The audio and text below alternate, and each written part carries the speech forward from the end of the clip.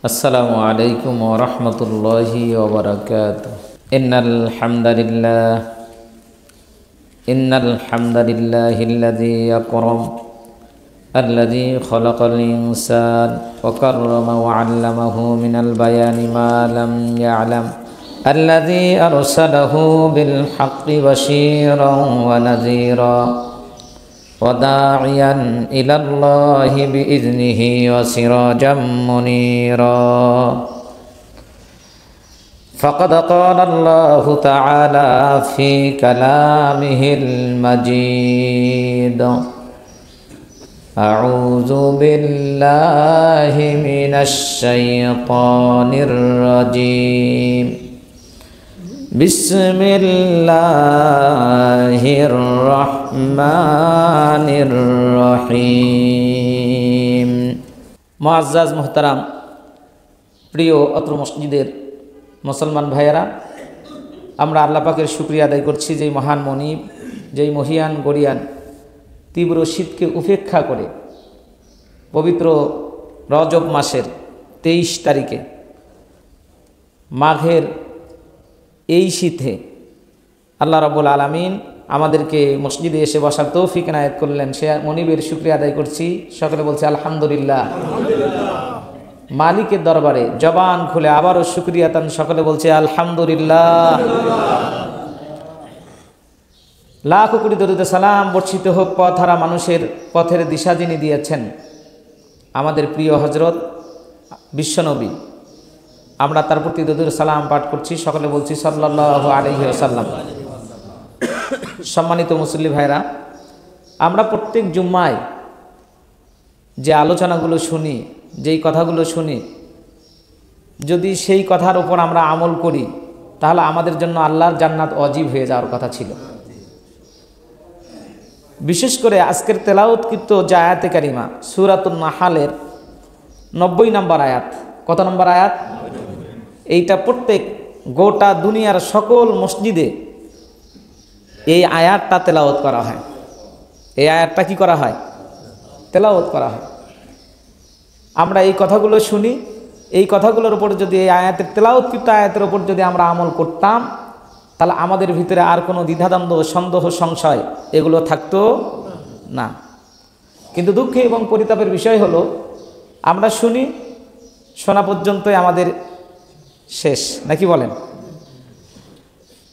এই জাতি যতক্ষণ পর্যন্ত কোরআন বুঝবে না, কোরআন পড়বে না, অনুধাবন করবে না, ততক্ষণ পর্যন্ত আমাদের ভিতরে পরিবর্তন আসবে না। পরিবর্তন আসার জন্য আমরা যা শুনব সেই বিষয়ের ওপর আমরা কি করব? আমল করব। তাহলে ব্যক্তি জীবনে, পারিবারিক জীবনে, সামাজিক জীবনে, সকল জীবনে, অর্থনৈতিক জীবনে, রাজনৈতিক জীবনে, রাষ্ট্রীয় জীবনে আমাদের একেবারেই একটা শান্তি এসে যাবে। কি এসে যাবে ভাই? যেই শান্তি গোটা পৃথিবীতে প্রতিষ্ঠিত করেছিলেন, অর্ধ জাহান পর্যন্ত সেই সময় ছড়িয়ে পড়ছিল মুহাম্মদ রাসূলুল্লাহ সাল্লাল্লাহু আলাইহি ওয়াসাল্লামের জামানায়, সাহাবা আজমাইনদের জামানায়, নাকি বলেন? আজকের তেলাওয়াতকৃত যে খুতবার বিষয়বস্তু নির্ধারণ করা হয়েছে, যেহেতু রজব মাস, কি মাস? কয় তারিখ? 23 তারিখ।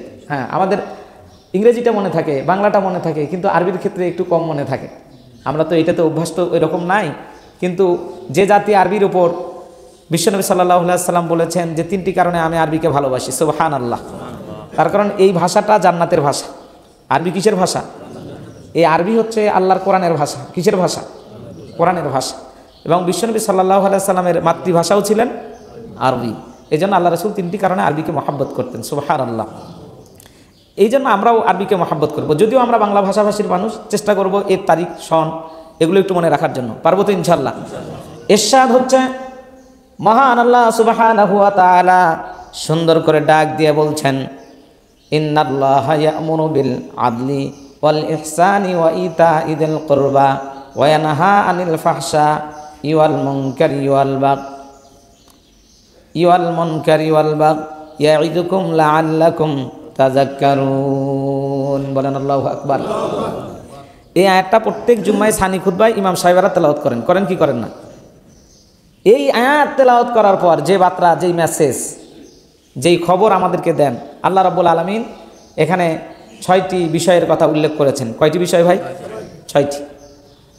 6টি বিষয় উল্লেখ করেছেন, তুলে ধরেছেন। আল্লাহ তাআলা নিজে আদেশ দিচ্ছেন। আল্লাহ 3টা কাজের আদেশ দেন আর 3টা কাজ থেকে বিরত থাকার কথা, নিষেধের কথা বলেছেন। সুবহানাল্লাহ বলবো না? একটু জোরে বলি সুবহানাল্লাহ। নিশ্চয় আপনার রব, আপনার মালিক, আপনার আল্লাহ বলেন, ইন্নাল্লাহা ইয়া'মুরু, আমি রব তোমাদেরকে আদেশ দিচ্ছি, বিল আদলি, তোমরা সুবিচার করবে। বিল আদল, 1 নাম্বার হলো তোমরা ন্যায়পরায়ণ হবে। সুবহানাল্লাহ বলবো না? 2 নাম্বার হলো ওয়াল ইহসানি, তোমরা সুন্দর আচরণ করবে, মানুষের প্রতি দয়ার পরবশ হবে, দয়াশীল হবে তোমরা। ওয়া ইতা ইদিল কুরবা, এবং তোমাদের যে নিকট আত্মীয় আছে, আত্মীয় স্বজন যারা আছে, আত্মীয়দের প্রতি তোমরা অনুগ্রহশীল হবে। সুবহানাল্লাহ। তাহলে ভাই কয়টা আদেশ হলো?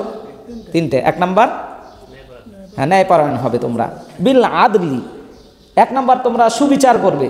2 নাম্বার হলো আল ইহসানি, তোমরা সুন্দর ব্যবহার করবে। 3 নাম্বার হলো ওয়া ইতা ইদিল কুরবা ওয়ানাহা, ওয়া ইতা ইদিল কুরবা, তোমাদের নিকট আত্মীয় স্বজন কিংবা তোমাদের পারিপার্শ্বিক ক্ষেত্রে প্রতিবেশী যারা আছে, এই নিকটাত্মীয় অনাত্মীয় প্রতিবেশীর সাথে তোমরা ভালো আচরণ করবে, তাদের প্রতি অনুগ্রহশীল হবে। বলেন আল্লাহু আকবার। এই 3টা হলো কি? আদেশ। এই 3টে কি? আদেশ। নিষেধ। এরপর আল্লাহ রাব্বুল আলামিন বলেন তোমাদের প্রতি 3টা নিষেধ আছে। 1 নাম্বার নিষেধ হলো ওয়ানাহা আনিল ফাহশা, সমস্ত প্রকার অশ্লীলতা থেকে তোমরা বর্জন করবে। কি বর্জন করতে হবে? অশ্লীলতা, ফাহশা, ইওয়াল মুনকার। 2 নাম্বার হলো যে মন্দ কাজগুলো আছে, অসৎ যে কর্মগুলো আছে, এই মন্দ কাজ অসৎ কর্মকে তোমরা কি করবে? পরিত্যাগ করবে, ছেড়ে দেবে। 3 নাম্বার হলো ওয়াল বাগি, তোমরা সীমা লঙ্ঘন করবে না, মানুষের প্রতি জুলুম, উৎপীড়ন, নিপীড়ন এগুলো চালাবে না। এই ঘোষণা কার? তাহলে আদেশ কয়টা হলো? 3টি। একটু জবাব দেন ভাই, আদেশ কয়টা? নিষেধ কয়টা? 3টি। আল্লাহ রাব্বুল আলামিন আরো সুন্দর করে বললেন, ইয়াইদুকুম লাআল্লাকুম তাযাক্কারুন, এই কাজগুলো যারা করবে সম্ভবত তারাই আল্লাহকে স্মরণ করবে। লাআল্লাকুম তাযাক্কারুন, সম্ভবত যারা আল্লাহকে বেশি ভয় করে, বেশি আল্লাহকে রব হিসাবে, ইলাহ হিসাবে যারা মানে, তার দাসত্ব গোলামি করার জন্য হেদায়েতের রাস্তার উপর যারা চলতে চায়, কেবলমাত্র তারাই এই উপদেশগুলো গ্রহণ করবে, তারাই এই 3টা আদেশ এবং 3টে নিষেধ মেনে চলতে পারে। সুবহানাল্লাহ, সুবহানাল্লাহ। তাহলে আমাদের জন্য খুবই গুরুত্বপূর্ণ বিষয় যে আমাদেরকে 3টি আদেশ মানতে হবে। প্রত্যেক জুম্মায় আমরা খতিব সাহেবরা এই মেসেজ দিয়ে কিন্তু আপনাদেরকে ছেড়ে দিই, কিন্তু আমরা কি বুঝি ভাই? বলেন বুঝি? আমরা বুঝি না।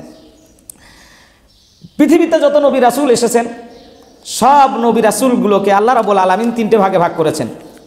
কয়টা ভাগে? 3টি ভাগে। আম্বিয়া আলাইহিস সালাম ছিলেন 3 ধরনের। হযরতে আদম আলাইহিস সালাতু ওয়াস সালাম থেকে শুরু করে নূহ আলাইহিস সালাম পর্যন্ত এই একটা শ্রেণী ছিলেন। আদম আলাইহিস সালাম থেকে শুরু করে নূহ আলাইহিস সালাম পর্যন্ত এই শ্রেণীর নবী রাসূলগণ, আম্বিয়াগণ, তারা শুধুমাত্র দ্বীনের দাওয়াত দিয়েছেন। তারা দিয়েছেন কিসের দাওয়াত? দ্বীনের দাওয়াত। এখন এই দ্বীনের দাওয়াত জনগণের সামনে, জাতির সামনে তারা পেশ করছে। পেশ করার পর এই দাওয়াত অনেক মানুষ গ্রহণ করছে, অনেকেই গ্রহণ করেন নাই। যারা মানার তারা মেনেছে, আর যারা মানার নয় তারা মানেন নাই। এই যে হযরতে আদম থেকে শুরু করে কি পর্যন্ত? নূহ আলাইহিস সালাম পর্যন্ত। হ্যাঁ, আপনাদেরকে একটু জবাব দেওয়া লাগবে। শীতে যদি আপনাদেরকে কাট করে ফেলায়, তার কারণ মুমিনেরা তো শীতকে জয় করেই মসজিদে আসছি আমরা, বলেন ঠিক না? ঠিক।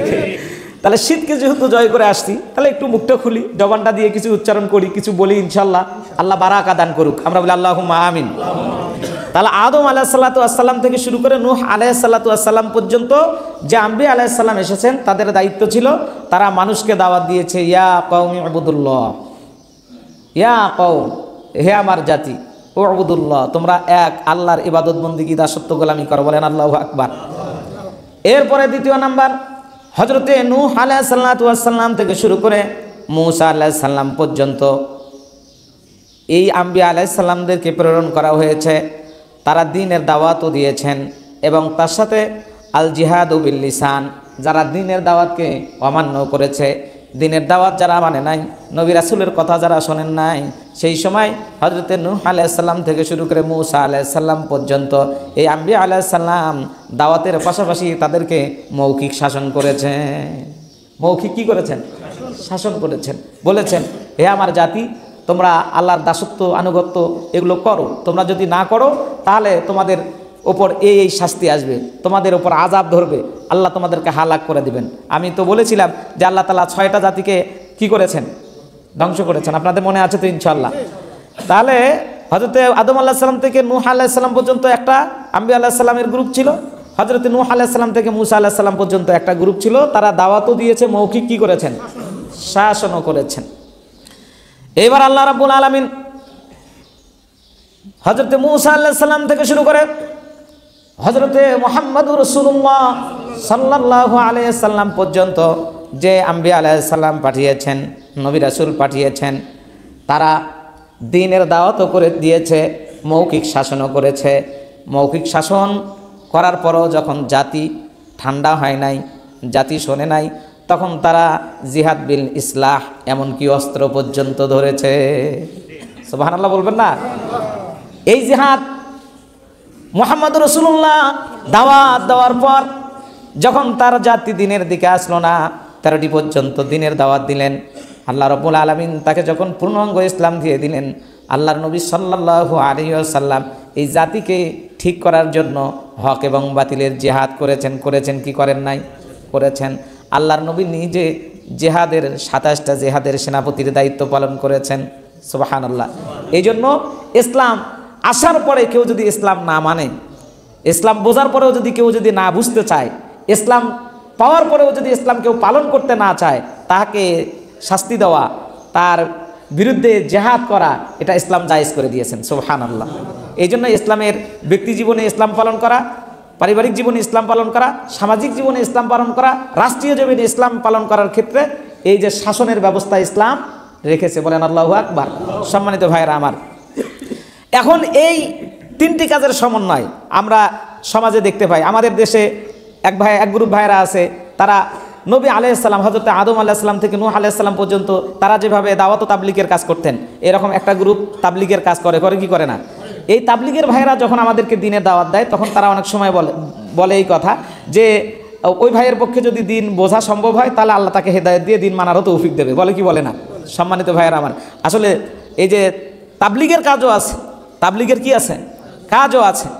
এখন আমাদেরকে 3টি সমন্বয়ের, আদম আলাইহিস সালাম থেকে শুরু করে নূহ আলাইহিস সালাম পর্যন্ত, নূহ আলাইহিস সালাম থেকে শুরু করে হযরতে মূসা আলাইহিস সালাম পর্যন্ত, মূসা আলাইহিস সালাম থেকে শুরু করে মুহাম্মদ রাসূলুল্লাহ সাল্লাল্লাহু আলাইহি সাল্লাম পর্যন্ত, এই আম্বিয়া আলাইহিস সালামদের জীবনের ঘটে যাওয়া যেগুলো বিধান, যেগুলো দাওয়াত, এই সবগুলোই আমাদেরকে মেনে চলতে হবে। সুবহানাল্লাহ। যদি আমরা একটা মানি আর বাকিগুলো যদি না মানি, তাহলে হবে না। তাহলে হবে না। এজন্য খুবই গুরুত্বপূর্ণভাবে আমাদেরকে এই বিষয়গুলো জানতে হবে। সেজন্য আমরা বর্তমানে এই 3 স্তরের কাজেই দেখতে পাই, দাওয়াত ও তাবলীগের মাধ্যমে, এরপরে আমরা দেখতে পাই ইসলামিক রাজনৈতিক কিছু দলের মাধ্যমে আমরা ইসলামের কর্মকাণ্ড দেখতে পাই, এবং বিশ্ব ইসলাম যারা কায়েম করতে চায়, বিশ্বে ইসলাম যারা প্রতিষ্ঠিত করতে চায়, তারাও কিন্তু এই ধরনের কাজগুলো, দাওয়াত ও তাবলীগের কাজ, জিহাদ ফি সাবিলিল্লাহর কাজ এবং ইকামতে দ্বীনকে প্রতিষ্ঠিতের কাজ তারা করে যাচ্ছেন। আলহামদুলিল্লাহ বলবেন না? আলহামদুলিল্লাহ। এই জন্য এই কাজগুলো আমাদের সর্বপ্রথম যে কাজ, সেটা হলো আমাদের ব্যক্তি জীবনে ইসলাম। কি জীবনে ইসলাম? ব্যক্তি জীবনে ইসলাম। সম্মানিত ভাইয়েরা আমার, এই ব্যক্তি জীবনে ইসলাম পালন করতে গেলে দাওয়াতের সারবস্তু আম্বিয়া আলাইহিস সালামগণ যখন দিয়েছেন, বিশ্বনবী সাল্লাল্লাহু আলাইহি সাল্লাম তার সময়ে দাওয়াতের সারবস্তু মূল বিষয় ছিল 5টি। সুবহানাল্লাহ বলবেন না? কয়টি? 5টি। আল্লাহ রাসূল দাওয়াত যখন দিয়েছেন, দাওয়াত দিতে গিয়ে বিশ্বনবী আল্লাহর পক্ষ থেকে যে মেসেজ পেয়েছেন, আল্লাহ তাআলা বললেন, হে নবী, তুমি তোমার উম্মতকে দ্বীনের দাওয়াত দাও। এই দ্বীনের দাওয়াত দিতে গেলে সর্বপ্রথম দাওয়াতের প্রথম কাজ তুমি তাওহীদের দাওয়াত দাও। কিসের দাওয়াত? তাওহীদ, একত্ববাদ সম্পর্কে আল্লাহ রাব্বুল আলামিন কোরআনের কারিমের ছোট্ট একটি সূরা অবতীর্ণ করেছেন। সূরার নাম সূরাতুল ইখলাস। সূরাতুল কি? ইখলাস। আপনারা সবাই জানেন, আমার সঙ্গে পড়েন, কুল হুয়াল্লাহু আহাদ আল্লাহুস সামাদ লাম ইয়ালিদ ওয়া লাম ইউলাদ ওয়া লাম ইয়াকুল লাহু কুফুয়ান আহাদ। সম্মানিত ভাইরা আমার, এই সূরা ইখলাসের ভিতরে আল্লাহ রাব্বুল আলামিন একত্ববাদের কথা বললেন। কোরআনের অনেক বৈশিষ্ট্য আছে, মুজিজা আছে। অন্যতম মুজিজা হলো আপনি প্রত্যেকটা কোরআনের সূরা পড়বেন, সূরার নামটা ওই কোরআনের ওই সূরার ভিতরে কোনো না কোনো অংশই ওই নামটা উল্লেখ আছে। কি আছে? সূরা বাকারা পড়বেন, দেখবেন সূরা বাকারায় বাকারাতুন শব্দ উল্লেখ আছে। সূরা ইমরান পড়বেন, ইমরানের ভিতরে আলী ইমরান, ইমরানের বংশধর সম্পর্কে উল্লেখ আছে। এভাবে সূরা মায়েদা পড়বেন, সূরা নিসা পড়বেন, সূরা আনআম পড়বেন, আরাফ পড়বেন, কোরআনের যত সূরা পড়বেন, সূরা নাস পড়বেন, সূরার আয়াতের শেষে দেখবেন কুল আউযু বিরাব্বিন নাস, এরকম আছে না নাই? এরপর সূরা ফালাক পড়বেন, কুল আউযু বিরাব্বিল ফালাক, ফালাক আছে না নাই? এই নামের অংশ থেকে এই সূরাগুলোর নামকরণ করা হয়েছে, যে এটা সূরা ফালাক, সূরা নাস, তারপরে সূরা কাফিরুন, সূরা কাউসার, সূরা ফিল। কিন্তু কোরআনুল কারীমের এমন দুইটি সূরা, সূরাতুল ফাতিহা এবং সূরা ইখলাস, এই দুইটা সূরার নামকরণ করা হয়েছে। এটা সূরার ভিতরে এই শব্দ নাই। আল্লাহু আকবার। এটা একটা কোরআনের কি মুজিজা। আপনি সূরা ইখলাস যদি হাজারো বার পড়েন, কুল হুয়াল্লাহু আহাদ আল্লাহুস সামাদ লাম ইয়ালিদ ওয়া লাম ইউলাদ ওয়া লাম ইয়াকুল লাহু কুফুয়ান আহাদ, এর কোথাও আপনি ইখলাস পাবেন না। তাহলে এটা একটা মুজিজা অন্যতম। সূরা ফাতিহা পড়বেন, আলহামদুলিল্লাহি রাব্বিল আলামিন থেকে দলিন পর্যন্ত, কোথাও ফাতিহা নাই, আছে নাই? তাহলে এই দুটো কোরআনের অন্যতম একটি মুজিজা। বিশ্বনবী সাল্লাল্লাহু আলাইহি ওয়াসাল্লাম বলেন একত্ববাদের কথা। আল্লাহ রাব্বুল আলামিন আয়াতুল কুরসির ভিতরে বলেছেন, আল্লাহু লা ইলাহা ইল্লা হুয়াল হাইয়ুল কাইয়্যুম লা তাখুযুহু সিনাতুন ওয়া লা নাওম। একত্ববাদের কথা বলেছেন সূরাতুল হাসর, অর্থাৎ হাসরের শেষ 3টি আয়াতের ভিতরে আল্লাহ রাব্বুল আলামিন একত্ববাদের ঘোষণা করেছেন। সুবহানাল্লাহ বলবেন না? কি আশ্চর্যের বিষয়! আল্লাহ রাসূল বলেন, এই ওয়াজ একজন সাহাবী শোনার পর ওই সাহাবী সকল রাকাতেই, প্রথম রাকাতেও সূরা ইখলাস পড়তো, দ্বিতীয় রাকাতেও সূরা ইখলাস পড়তো, যতগুলো ডেকে নামাজ পড়া, মাগরিবেও সূরা ইখলাস পড়ে, এশার নামাজেও সূরা ইখলাস পড়ে, এরপর ফজরের নামাজেও সূরা ইখলাস দিয়ে নামাজ পড়ে। সাহাবারা অতিষ্ঠ হয়ে গেলেন, আল্লাহ রাসূলের নিকট নালিশ দিলেন, ইয়া রাসূলুল্লাহ, আপনার এই প্রিয় সাহাবী সূরা ইখলাস ছাড়া আর কিছুই পড়ে না। বিশ্বনবী তার সাহাবীদেরকে ডাক দিয়ে বললেন, ও সাহাবীরা, আমার ওই সাহাবীকে বেশি করে সূরা ইখলাস পড়তে দাও, কেননা সূরা ইখলাস পড়ে সে তাওহীদের উপর, একত্ববাদের উপর, আমার রবের উপরও খুশি এবং সে রাজি থাকতে চায়। সম্মানিত ভাইয়েরা আমার, আমাদের যে জীবন, এই জীবনে আমরা তো পুরা কোরআন শরীফ পড়তে পারি না, পারি কি? আল্লাহ রাসূল এরকম বসা আছেন, সাহাবীদেরকে বললেন, তোমরা যদি সূরা ইখলাস 3 বার তেলাওয়াত করো, কয়বার? 3 বার যদি তেলাওয়াত করো, একবার তেলাওয়াত করবে কোরআনের 1/3, অর্থাৎ 3 ভাগের 1 ভাগের সমপরিমাণ সওয়াব পেয়ে যাবে। সুবহানাল্লাহ। 2 বার তেলাওয়াত করবে, কোরআনের 20 পারা কোরআন শরীফ তেলাওয়াতের সওয়াব পেয়ে যাবে। 3 বার যদি তেলাওয়াত করো, আল্লাহ রাব্বুল আলামিন গোটা কোরআন শরীফ তেলাওয়াত করলে যে সমপরিমাণ সওয়াব হয়ে যেত, সেই সমপরিমাণ সওয়াব তোমাদের আমলনামায় দিয়ে দেবে। সুবহানাল্লাহ। সম্মানিত ভাইরা আমার, আজকে যারা এখানে আসছেন, জান্নাতে বালাখানা চান কে কে? সবাই? না, হাত দেখতে চাইনি, একটু আওয়াজ চাচ্ছিলাম আপনাদের কাছে। শীতে একটু ঝিমিয়ে যাচ্ছেন তো, তাহলে জান্নাতে বালাখানা সবাই চাই ইনশাল্লাহ? এমনি এমনি না, এমনি এমনি চাই না। আল্লাহ রাসূল বলেন, ও সাহাবারা শোনো, তোমরা যদি জান্নাতে বালাখানা নির্মাণ করতে চাও, সূরা ইখলাস বেশি করে তেলাওয়াত করো। আল্লাহর কোনো বান্দা সূরাতুল ইখলাস, সহিহ হাদিস থেকে শোনাচ্ছি, কোন আল্লাহর বান্দা সূরাতুল ইখলাস যদি 10 বার তেলাওয়াত করে, আল্লাহর নবী বলেন, আমার ওই উম্মার জন্য আল্লাহ রাব্বুল আলামিন তার ওই বান্দার জন্য সাথে সাথে জান্নাতে একটা বালাখানা নির্মাণ করে দেন। সুবহানাল্লাহ, সুবহানাল্লাহ। সূরা ইখলাস তেলাওয়াত করবেন ভাই, 10 বার তেলাওয়াত করবেন, জান্নাতে একটা, এই আফতাবগঞ্জ মসজিদের মতো এত সুন্দর মনে হয় আল্লাহর জান্নাতে ওই বালাখানা হবে না? হবে? এর চেয়েও বিশালতায়, প্রশস্ততায় আল্লাহ রাসূল বলেন যে বালাখানাটা হবে, সেটা গোটা দুনিয়ার সমান একটা জান্নাত। সুবহানাল্লাহ। এক সাহাবী এই কথা শুনে বললেন, ইয়া রাসূলুল্লাহ, আমি যদি এর চেয়ে বেশি তেলাওয়াত করি, যদি 100 বার তেলাওয়াত করি। আল্লাহর নবী ওই সাহাবীর কথা শুনে বললেন, হে সাহাবী, তুমি যদি 100 বার তেলাওয়াত করো, তোমার রব, আমার মালিক, আমার আল্লাহ তোমার জন্য 10টা বালাখানা নির্মাণ করে দেবে। সুবহানাল্লাহ, সুবহানাল্লাহ। ইচ্ছা করলেই ভাই সূরা ইখলাসটা বেশি করে তেলাওয়াত করা যায়, যায় কি জানা? আমরা তেলাওয়াত করতে পারবো কি? ইনশাআল্লাহ। তেলাওয়াত যত বেশি হবে, সূরা ইখলাস পড়বেন, আল্লাহ জান্নাতে বালাখানা নির্মাণ করে দেবেন। সুবহানাল্লাহ। সম্মানিত ভাইয়েরা আমার, এই জন্য দাওয়াতের প্রথম মিশন হলো তাওহীদ। প্রথম মিশন কি? তাওহীদ, দ্বিতীয় মিশন হলো রিসালাত, আল্লাহ রাব্বুল আলামিনের প্রতি, আল্লাহ তার রাসূলের প্রতি যে রিসালাত অবতীর্ণ করেছেন, যে চিঠি দিয়েছেন। রিসালাত হলো কোরআন। রিসালাত মানে কি? কোরআন।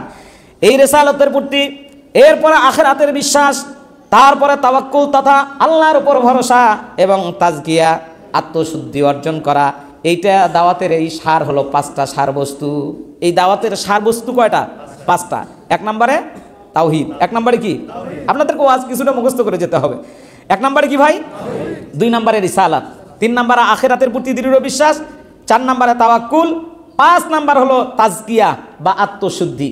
এই কাজ, এই 5টি কাজ নবী রাসূলগণ করেছেন, আমরাও করব ইনশাআল্লাহ। আল্লাহ তৌফিক দান করুক, আমরা বলি আল্লাহুম্মা আমিন। সম্মানিত ভাইরা আমার, এখন এই কাজগুলোর আজকে তেলাওয়াতকৃত আয়াতে আমরা যে বিষয়গুলো শুনলাম, যে প্রত্যেক জুম্মায় যেটা শুনি ইন্নাল্লাহা ইয়া'মুরু বিল আদলি, যে আমরা সুবিচার করব। কি করব?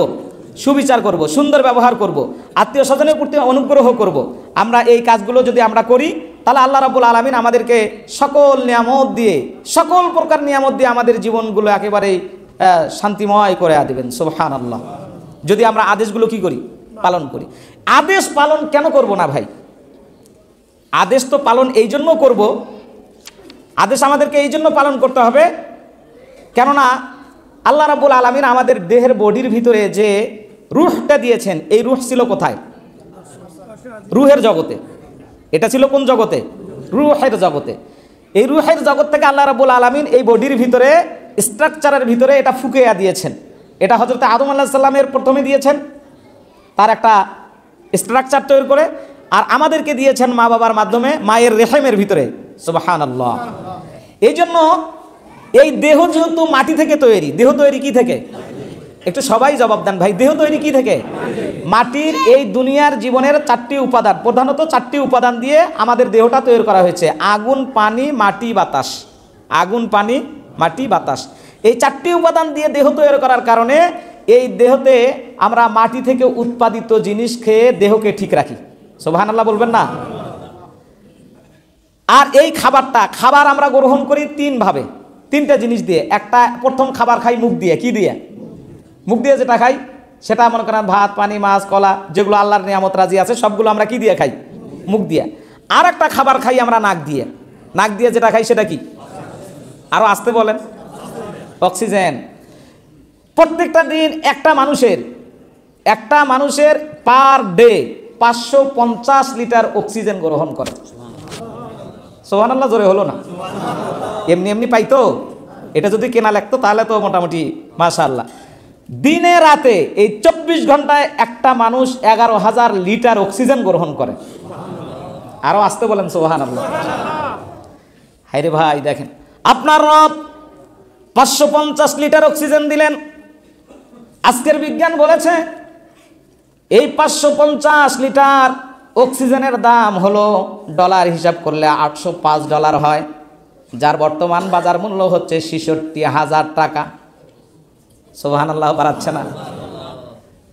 এখন যদি আপনি এটা হিসাব করেন, আল্লাহ রাব্বুল আলামিন আপনাকে আমাকে এই যে প্রত্যেকটা দিন গড় এভারেজ 550 লিটার অক্সিজেন দিচ্ছেন, নাক দিয়ে খাবার দিচ্ছেন। ভাইরা আমার, অক্সিজেনের কি দাম! একজন মানুষ হাসপাতালের বেডে অক্সিজেনের জন্য যখন ছটফট করে, তখন অক্সিজেনের একটা বিল দেওয়া লাগে। বাড়িতে 4 জন 5 জন 8 জন 10 জন সদস্য আছে। নিজের বিলটা যদি আল্লাহ চায় যে বান্দারে তোর জীবনে তোকে যতগুলো অক্সিজেন দিয়েছি, গড়ে 1 মাসের অক্সিজেন বিল দে তো, কে কে পারবেন? পারবো? কেউ পারবো না। আল্লাহ রাব্বুল আলামিন বলেন, বান্দারে এই যে তোমারে অক্সিজেন দিলাম, অক্সিজেন দৈনিক তুমি অক্সিজেন গ্রহণ করলা, আমি তোমার জন্য রিজার্ভ করে রেখেছি। এই যে অক্সিজেন যেটা গাছের মাধ্যমে দেই, এই অক্সিজেন দেওয়ার পর এটা তুমি নাকের খাবার নিলা। এইবার বান্দা, তোমার দেহের ভিতরে আমি একটা রূহ দিয়েছি, একটা আত্মা দিয়েছি, একটা কলব দিয়েছি, একটা হার্ট দিয়েছি। এই হার্টের খাবার, কলবের খাবার, আত্মার খাবারও আমি আল্লাহ রাব্বুল আলামিন লৌহে মাহফুজ থেকে অবতীর্ণ করেছি, যার নাম হলো কোরআন। ও বান্দা, বডিকে ঠিক রাখার জন্য প্রত্যেকটা দিন খাবার গ্রহণ করো। এরপর নাক দিয়ে খাবার গ্রহণ করো অক্সিজেন, কিন্তু আত্মার খাবারটা দৈনন্দিন তুমি কয়বার গ্রহণ করেছো? এখন এই আত্মার খাবার কি বলেন? আত্মার খাবার হলো আল্লাহর দাসত্ব, গোলামি, ইবাদত, বন্দিগি। সেটা হবে কি দিয়া? কোরআন দিয়া। এই জন্য আল্লাহর নবী বলেন, কোনো ব্যক্তি সকালবেলা উঠে ফজরের সালাত যখন শুরু করে, ফজরের সালাত যখন আদায় করে, আল্লাহ রাব্বুল আলামিন ফজরের সালাত আদায় করা ব্যক্তির জন্য তার আসমান থেকে তিনি তার রিজিকের বন্দোবস্ত বরাদ্দ দিয়ে দেন। যিনি পড়েন তারও দেন, যিনি পড়েন না তারও দেন। দেন কি দেন না? দেন, সবারই দিচ্ছেন। অনেক সময় আমরা মনে করি যে আমরা নামাজ কালাম যারা পড়ছি আমাদের চেয়ে যারা পড়ে না তারাই ভালো আছে, এরকম মনে করে। করে কি করে না? সম্মানিত ভাইয়েরা আমার, এখানে হতাশ হওয়ার কিছু নাই। বিয়েতে যে প্রথম দিনে বর কনে তেমন খেতে পারে না, কিন্তু তার সাথে যারা যায় তারা কিন্তু ঠিকই ডবল খায়। খায় কি খায় না? ডবল খেয়ে নেয়। কিন্তু আসলে যারা ডবল খাইলেন তারা কি সব দিনে খাইছেন না একদিন খাইছেন? একদিন খাইছেন। আর যিনি বিয়ে করে নিয়ে আসলেন তারপরে তার খাবারটা পরে যখন ওই শ্বশুর বাড়িতে যায় তাহলে তার ডবলেরও ডবল ডবল হয়ে যায়। যায় কি যায় না? ওই জন্য দুনিয়াতে আজকে যারা ভালো খাচ্ছে, ইবাদতবন্দি না করে মনে করতে হবে ও বিয়ে বাড়ির হচ্ছে বর কোনে নয়, ও হচ্ছে বিয়ে বাড়ির একদিনের কি? একদিনের দাওয়াতি, একদিনের মেহমান। দুনিয়ায় যারা আছে কাফের বেঈমান তারা হচ্ছে কিছু সময়ের মেহমান, কিন্তু এদের খাবার বন্ধ করে দেবেন একবার আল্লাহ তাআলা কোথায়? মরণের পরে জায়গা মতো বন্ধ করে দেবেন। দেবেন কি দেবেন না ভাই? দেবেন। এই জন্য আমাদের খুবই অন্তর দিয়ে ভাবার বিষয় যে আমরা যদি এই কাজগুলো যদি আমরা করি তাহলে আলহামদুলিল্লাহ আমরা যেমন আমরা আত্মার খাবার পাই, যেমন আমরা নাকের খাবার পাই, দেহের খাবার পাই, তেমনিভাবে আত্মার খাবারের জন্য আমাদেরকে আল্লাহর দাসত্ব বন্দিগি, ইবাদত বন্দিগি, তারপর কোরআন তেলাওয়াত ঠিক মতো করতে হবে ইনশাআল্লাহ। পারবো তো আমরা? ইনশাআল্লাহ। আল্লাহ তাআলা সেই তৌফিক দান করুক। আজকের খুতবার ভিতরে আরও যে গুরুত্বপূর্ণ বিষয়গুলো আছে, এই যে অশ্লীলতা, মন্দ কাজ, অসৎকর্ম, জুলুম, উৎপীড়ন, এগুলো করা যাবে না। আল্লাহ রাসূল বলেন, লা ইয়ারহামুল্লাহু মান লা ইয়ারহামুন নাস। দুনিয়াতে আল্লাহ রাব্বুল আলামিন ওই ব্যক্তির ওপর রহম করেন না যে ব্যক্তি অন্য ব্যক্তির ওপর, কোনো মানুষের ওপর রহম করে না। সুবহানাল্লাহ। এই জন্য আশেপাশের লোকদের সঙ্গে ভালো আচরণ করা। এই যে এর আগে আপনাদেরকে মাথা পিতার ওয়াজ শুনাইছিলাম, সেখানে আল্লাহ তাআলা বলছিলেন ওয়াবিল ওয়ালিদাইনি ইহসানা। ওয়াবিল ওয়ালিদাইনি ইহসান।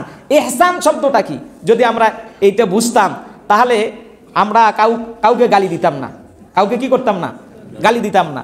ইহসান যদি আমরা বুঝতাম তাহলে আত্মীয়তার সম্পর্ক ছিন্ন করতাম না।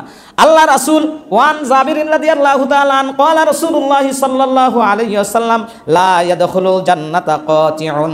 আল্লাহ রাসূল বলেন, এই দুনিয়ায় কোনো মানুষ যদি আত্মীয়তার সম্পর্ক ছিন্ন করে, পিতা পুত্রের সম্পর্ক ছিন্ন করে, ভাই ভাইয়ের সম্পর্ক ছিন্ন করে, এরকম ছিন্নকারী মানুষ আছে না নাই? আল্লাহর নবী বলেন, লা ইয়াদখুলুল জান্নাতা কাতিউন। যে ব্যক্তি আত্মীয়তার সম্পর্ক ছিন্ন করলো, ওই ব্যক্তি যত নামাজ পড়ুক, রোজা করুক, হজ করুক, যাকাত দেখ, যেইটাই দেখ না কেন, এরপরও আল্লাহ রাব্বুল আলামিন বলেন ওই ব্যক্তি সে জান্নাতে প্রবেশ করবে না। এই জন্য আত্মীয়তার সম্পর্ক বজায় রাখা, সম্পর্ক সুন্দর করে রাখা, এটা আল্লাহ রাসূলের আদেশ। কার আদেশ? এরপরে এই সম্পর্ক ভাঙ্গার ক্ষেত্রে বিশ্বনবী সাল্লাল্লাহু আলাইহি ওয়াসাল্লাম হাদিসের ভিতরে আরো সুন্দর করে বলেছেন, আয-যুলমু যুলমাতুন ইয়াউমাল কিয়ামাহ। দুনিয়াতে কোনো ব্যক্তি যদি কারো প্রতি জুলুম করে, এই জুলুমকৃত ব্যক্তির জুলুমটা কিয়ামতের ময়দানে ঘোর অন্ধকারে কি হবে? পতিত হবে। সে অন্ধকারের ভিতরে পড়ে গিয়ে সে কোনো কিছুই দেখতে পারবে না। এই জন্য আল্লাহ রাসূল আরেকটি হাদিসের ভিতরে বললেন, সিবাবুল মুসলিমুল ফুসুক। মুসলমান হয়ে কোনো মুসলমানকে গালি দেওয়া যাবে না। কি দেওয়া যাবে না?